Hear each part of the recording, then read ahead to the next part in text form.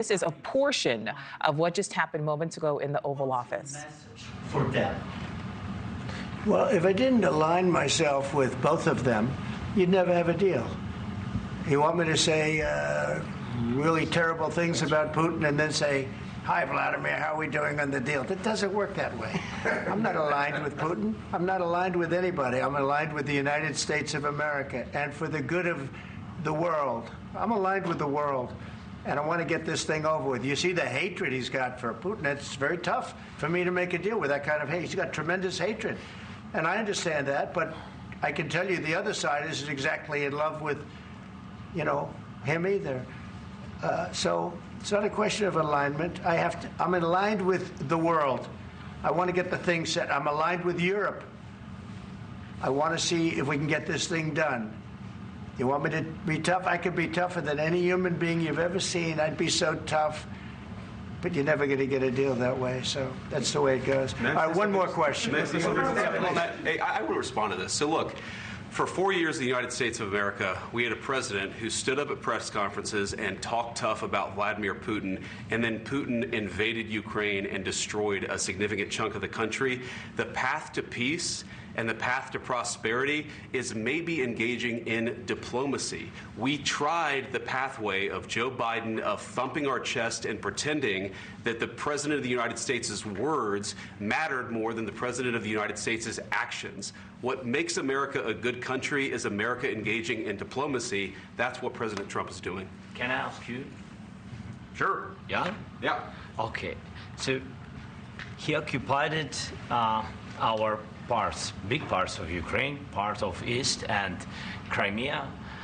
So he occupied it on 2014.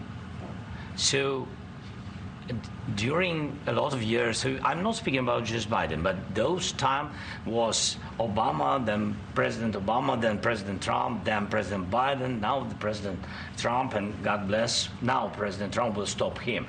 But during 2014, nobody stopped him. He just occupied and took. He killed people. You know what the contact line? 2015. 2014 2014. and 2014. 2014? Yeah. So I was not here. Yeah, but that's exactly right. Yes, but during 2014 till 2022, the situation the same. The people have been dying on the contact line. Nobody stopped him. You know that we had conversations with him, a lot of conversation, my bilateral conversation, and we signed with him, me, like a new president. In 2019, I signed with him the deal. I signed with him, Macron and Merkel, we signed ceasefire. Ceasefire. All of them told me that he will never go. We signed him with gas contract. Yes, but after that, he broken this ceasefire. He killed our people, and he didn't exchange prisoners. We signed the exchange of prisoners, but he didn't do it. What kind of diplomacy, JD, you are speaking about? What do you mean? I'm talking about the kind of diplomacy that's going to end the destruction of your country. Yes, but if you Mr. President, with respect, I think it's disrespectful for you to come into the Oval Office and try to litigate this in front of the American media. Right now, you guys are going around and forcing conscripts to the front lines because you have manpower problems. You should be thanking the President for trying to bring an end to this conflict. Have you ever been to Ukraine that you say what problems we have? I have been to. Count one. I've actually watched and seen the stories, and I know what happens is you bring them on a propaganda tour, Mr. President. Do you disagree that you've had problems bringing people into your military? And do you think that it's respectful to come to the Oval Office of the United States of America and attack the administration that is trying to prevent the destruction of your country? A lot of questions. Let's start from the beginning. Sure. First of all, during the war, everybody has problems, even you, but you have nice ocean and don't feel now, but you will feel it in the future. God bless. You don't know that. God bless. God bless. You will not have a war. Don't tell us what we're going to feel. We're trying to solve a problem. Don't tell us what we're going to feel. I'm not telling you. Because you're in no position to dictate that. That's Remember exactly this. You're in no position to dictate what we're going to feel.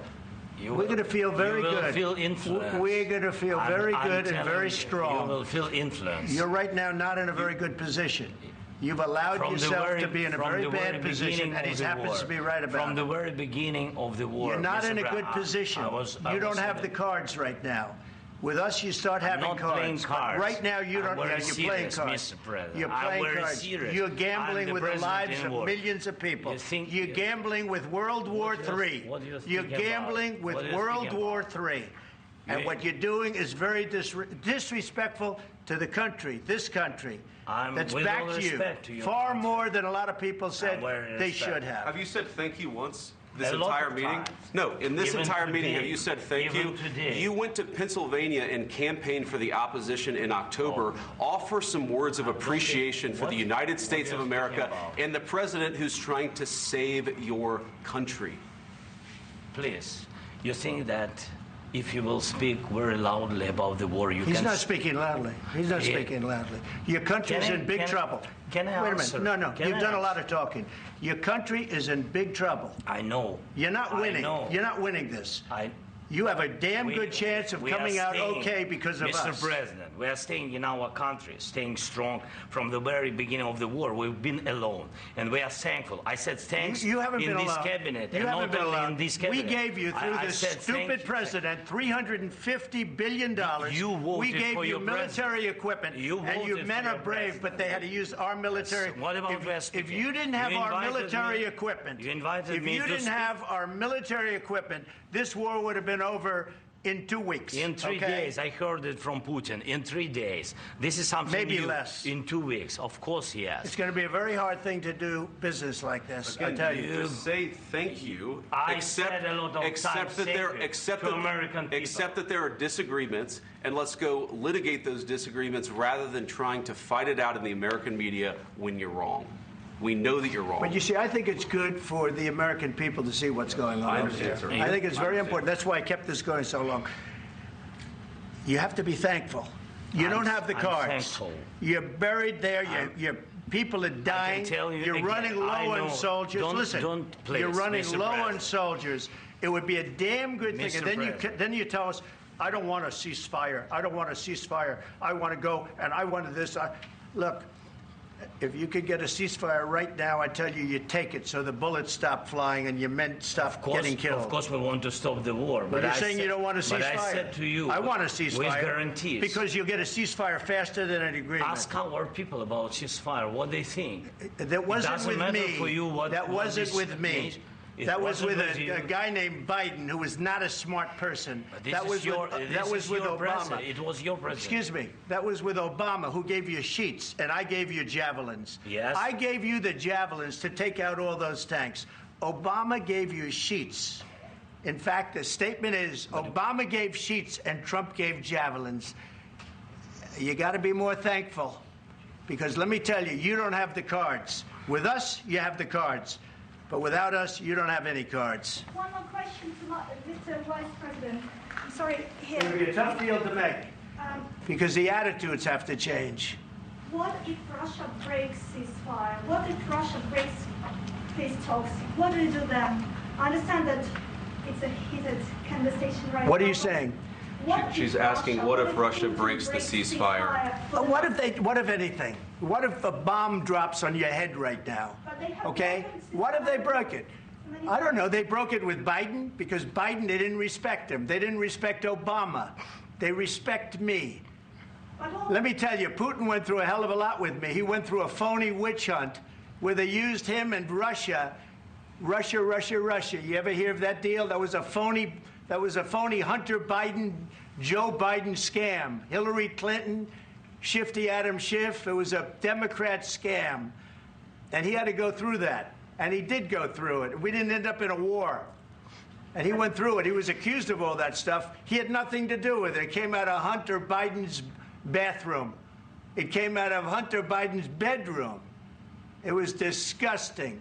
And then they said, oh, the laptop from hell was made by Russia, the 51 agents.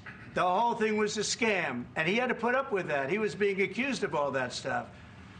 All I can say is this.